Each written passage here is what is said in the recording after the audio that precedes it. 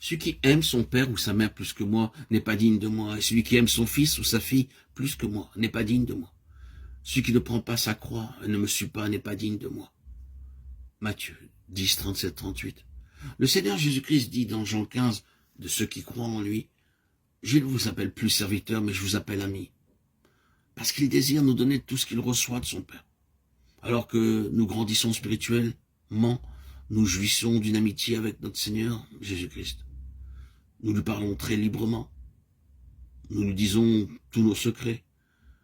Lui aussi nous parlera affectueusement et nous montrera plusieurs choses nouvelles jour après jour. Il nous est rappelé dans Matthieu 11, 25 que les choses cachées aux sages et aux intelligents sont révélées aux bébés. Dieu a apparu 10 fois à Abraham dans une période de 40 ans. À chaque apparition, il révèle un nouveau secret de l'amitié divine. En fait, les apparitions peuvent être considérées comme 10 pas dans l'amitié divine. Nous avons déjà vu dans le chapitre 12 comment Dieu a apparu 2 fois à Abraham.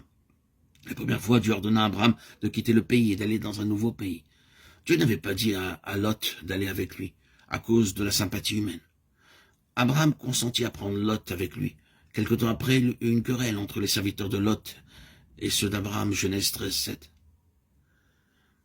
Les affections humaines conduisent toujours à la lutte et nous devons nous souvenir que toute affection doit être sanctifiée par le Seigneur Jésus, que ce soit l'affection pour le mari, la femme, les enfants, les parents, les frères, les sœurs ou la famille. Si l'affection n'est pas sanctifiée, elle introduira du trouble, tôt ou tard. Car quiconque fait la volonté de mon Père qui est dans les cieux, celui-là est mon frère et ma sœur et ma mère. Matthieu 12, 50. Combien sont nombreux les gens qui préfèrent aimer leur famille plutôt que de faire la volonté de Dieu? Ils pensent, comment pouvons-nous quitter un tel? Comment pouvons-nous blesser un tel? Mais ils blessent le Saint-Esprit en agissant contre la volonté de Dieu. Il est assez clair que Lot n'avait aucun désir pour les choses célestes, puisque lorsqu'Abraham lui demanda de choisir le pays s'étendant devant lui, Lot choisit un bon pays proche de Sodome et de Gomorrhe.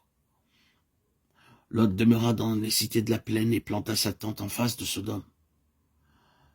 Lot connaissait la condition de Sodome et de Gomorrhe.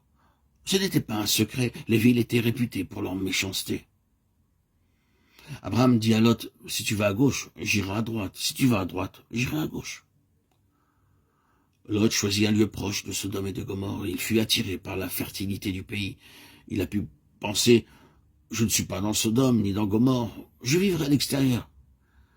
Mais dans le chapitre 19, verset 1, il a été dans Sodome. En ces jours, les anciens jugeaient aux portes de la ville. Bientôt, il fut un ancien de cette ville. Il essaya certainement de vivre à l'extérieur de la ville. Il pensa que peut-être il pouvait faire du bien lorsque les hommes de Sodome et de Gomorrhe lui demandèrent de devenir ancien.